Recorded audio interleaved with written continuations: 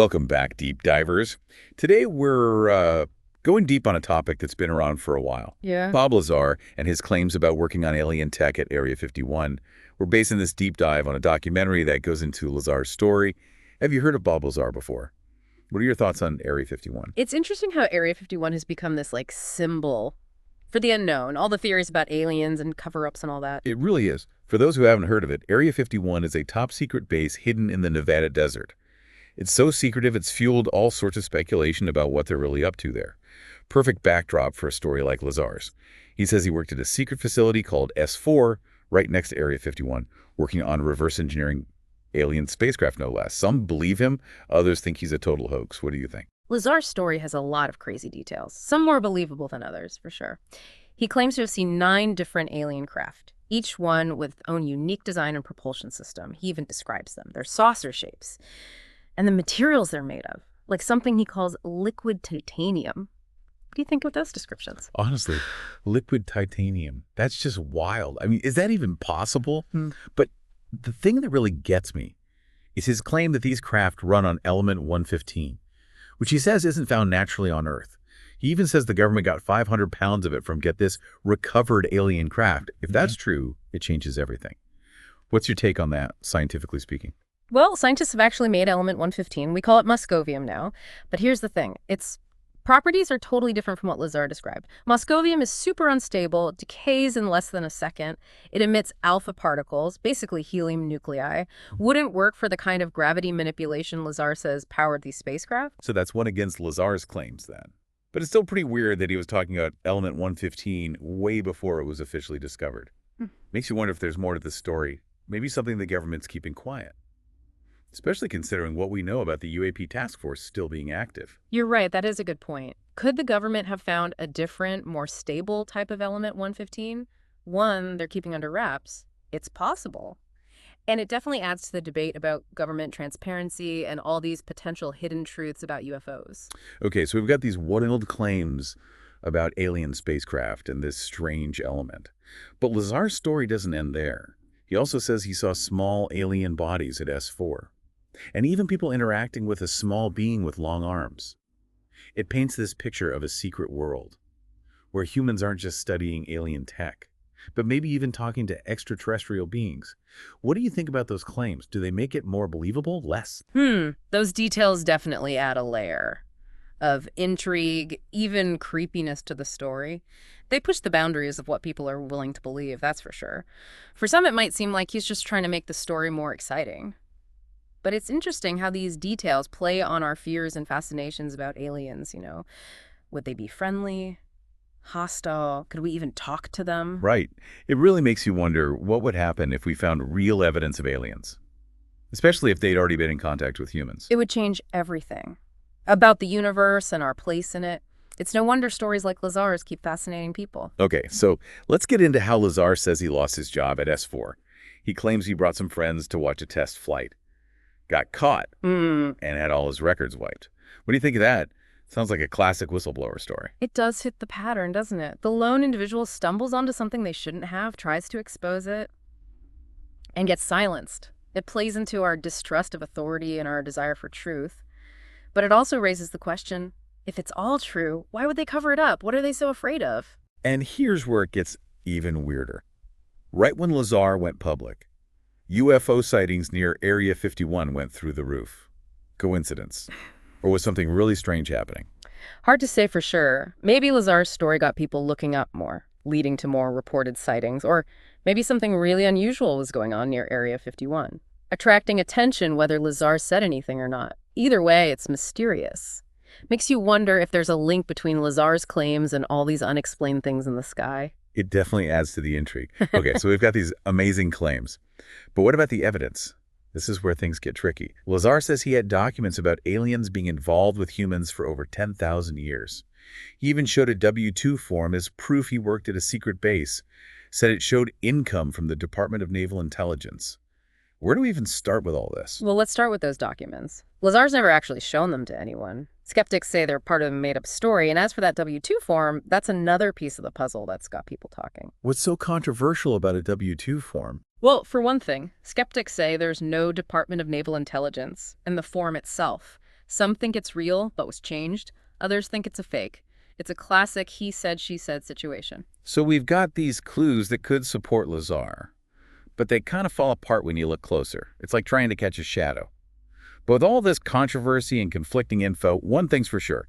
Lazar stuck to his story for over 30 years. That's a long time to keep up a lie, especially one this elaborate. I know, right? It's one of the most confusing parts of his story. He's so sure of himself.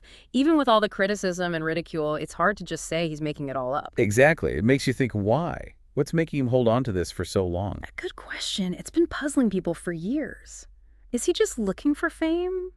Or does he truly believe it? Or is there something else going on, something deeper? It's fascinating. It really shows how powerful belief is and how much we need to make sense of the unknown. But before we get too deep into Lazar's head, let's look at some of the key evidence for and against his claims.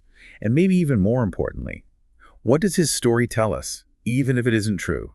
What can we learn about government secrecy, the search for aliens, and what truth even means? Those are big questions, and I think they're at the heart of why Lazar's story is so captivating. It's not just about if he's telling the truth. It's about what his story says about our own hopes, fears, and beliefs about the universe and our place in it. Let's dive into those deeper layers next time. Okay, so let's look at some of the evidence around Lazar's claims, see if we can figure out what's real and what's not. One of the biggest things people question is Lazar's education. He says he has degrees from MIT and Caltech, two of the best science schools in the world. But get this. Both schools say they have no record of him ever being a student there. Wow, that's a big problem. Some people might say that means he's lying. Others might say it means the government erased his records. What do you think? Especially since he says he worked on top-secret government projects. It definitely makes you wonder about if he's telling the truth. If you're going to say you worked on super-secret government stuff, you'd think you'd need the right background, wouldn't you? And that's not the only thing about Lazar's past that doesn't quite add up. People have looked into his work history, too, especially what he said about working at Los Alamos National Laboratory. Didn't he say he was a physicist there? Yeah, that's what he said at first. Turns out there's some evidence he might have been a contractor there. But just for a short time, his claims of being a real scientist at the lab have been debunked. So his story's starting to fall apart a little. But what about that W-2 form he showed? The one that was supposed to prove he worked at a secret base. That seemed pretty convincing. Oh yeah, that W-2 form. It's caused a lot of arguments. It supposedly shows he got paid by the Department of Naval Intelligence. But a lot of skeptics point out that there's no such thing as the Department of Naval Intelligence. Plus, people question if the form is even real. You mentioned before that Moscovium doesn't have the properties Lazar claimed for element 115. But is it possible that the government figured out how to stabilize element 115? I mean, they were supposedly reverse engineering it, right? Maybe they found a way to make it work the way Lazar described? That's an interesting thought. It's true, we don't know everything about Moscodium. Maybe there are other forms of it out there with different properties. But based on what we know now, stabilizing Moscovium enough to power a spacecraft seems pretty unlikely. It would take a crazy amount of energy. And the risks of dealing with such a dangerous substance would be huge. So another strike against Lazar's story. But let's switch gears a little. Let's talk about something that happened more recently. The FBI raid on Lazar's workplace back in 2017. What was that all about? Do you think it helps his case at all? That raid definitely got people talking, especially those who believe Lazar. A lot of them thought the FBI was after evidence related to his claims, maybe even trying to get their hands on some element 115. Turns out, though, the raid was part of a murder investigation. They were looking into whether Lazar's company sold thallium to a suspect in Michigan. Thallium's a super poisonous substance. Another mysterious event connected to Lazar turns out to be something totally normal. It seems like every time there's something that could prove his story, it gets debunked. Yeah. But even with all the controversy and debunked claims, Lazar's story has actually gotten more popular in recent years. He was in a documentary in 2018 and on the Joe Rogan Experience, which has tons of listeners. Why do you think people are still so fascinated by him? I think there are a few reasons. First, Lazar's story is just a great story. It's about government secrets, alien technology, and a lone guy fighting the system. It plays on our distrust of authority and our desire to know what's really going on. It's like a David and Goliath story. What else do you think is driving this renewed interest? Well, there's definitely been a lot more interest in UFOs and UAPs lately. Unidentified aerial phenomena. The government even admitted that the UAP task force is still working. And they released videos of weird things in the sky. It's made people more curious about aliens. It's like we're in a new age of UFO stuff. The government's being more open than ever before. And because of that, people are more willing to consider explanations they might have called conspiracy theories in the past. Exactly. There's a feeling that we haven't been told everything, and people want answers. Lazar's story, even if it's not true, fits into that. It gives people a way to understand these strange things that are happening. So even if Lazar made up his part in all of this, his story is still a good way to look at the bigger mystery of UFOs and government cover-ups. It's a starting point for a conversation, a way to talk about these big questions about our place in the universe and what's being hidden from us. Exactly. Lazar's story, true or not, has become a part of the whole UFO thing. It's a part of human curiosity about the unknown. And it's a story that keeps making people debate, investigate, and imagine. It also makes us think about some really important things. Things like government transparency, what science can and can't tell us, and what truth really is. What do we choose to believe? Who do we trust? And how do we figure things out when there's so much information out there, and a lot of it isn't reliable? Those are questions we all deal with nowadays, with so much information coming at us all the time. Lazar's story, with its mix of interesting claims and shaky evidence, makes us face those questions head-on. It reminds us that finding the truth is a process, a journey that needs critical thinking, healthy skepticism, and an open mind. And a willingness to believe that the world might be weirder and more amazing than we thought. But before we get too carried away with speculation, let's come back to Bob Lazar himself. Even with all the controversy and scrutiny, he's been a fascinating figure for over 30 years. He's written a book, been on podcasts, even inspired a documentary. What do you think his legacy will be? That's a tough one.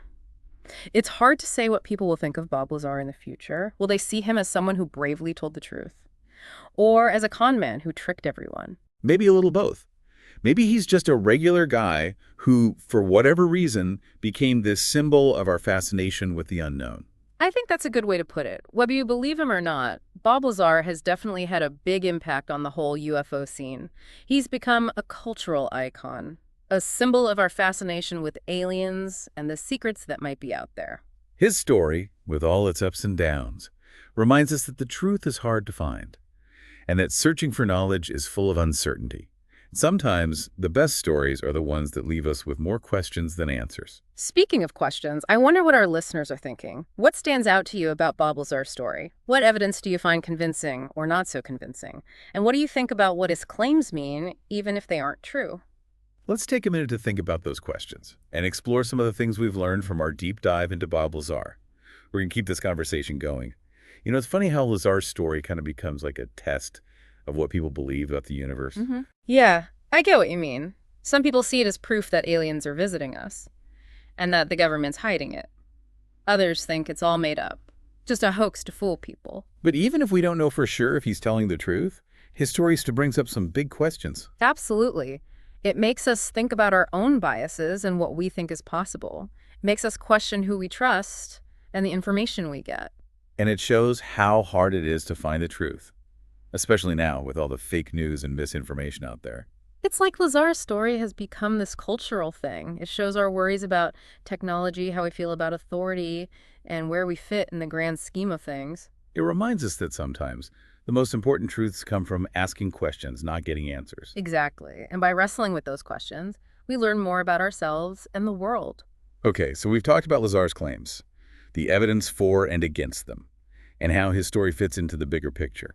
But before we wrap up, there's one more thing I find super interesting. What? The idea of reverse engineering alien technology. Whether you believe Lazar worked on this at S4 or not, the concept itself is just mind-blowing. Yeah, it's like something out of science fiction, but it also brings up some serious scientific and ethical questions.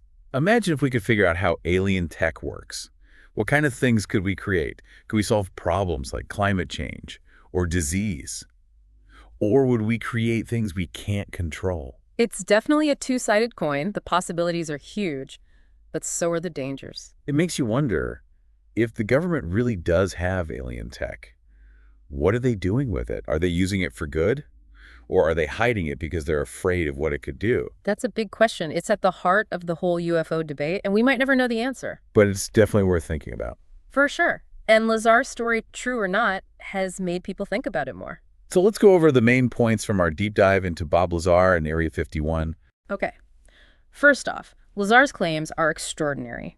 And extraordinary claims need extraordinary evidence.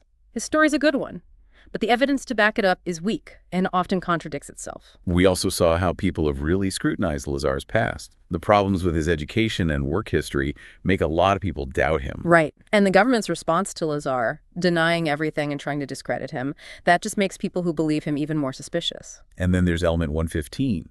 Scientists have created it, but it doesn't act anything like what Lazar described. Yeah. But even with all that, Lazar's story still grabs people's attention. It speaks to our fascination with the unknown and our hope that we're not alone in the universe. And with all the recent interest in UFOs and UAPs, Lazar's claims have found a whole new audience, people who are open to the idea of aliens and government cover-ups. So, whether you believe Bob Lazar or not, his story shows us that there are still a lot of mysteries out there. Mysteries that challenge what we know about reality and our place in the cosmos. It's a story that encourages us to question what we think we know, to push the boundaries of science and imagination, and to be open to the possibility that the universe is full of amazing things we haven't even dreamed of yet. Now, I want to leave you with one last thought. Go for it.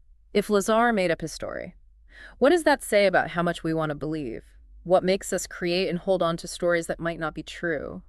It's a question about the power of stories, the draw of the unknown, and our constant search for meaning and connection. And it's a question we each have to answer for ourselves. We encourage you to keep digging into this topic.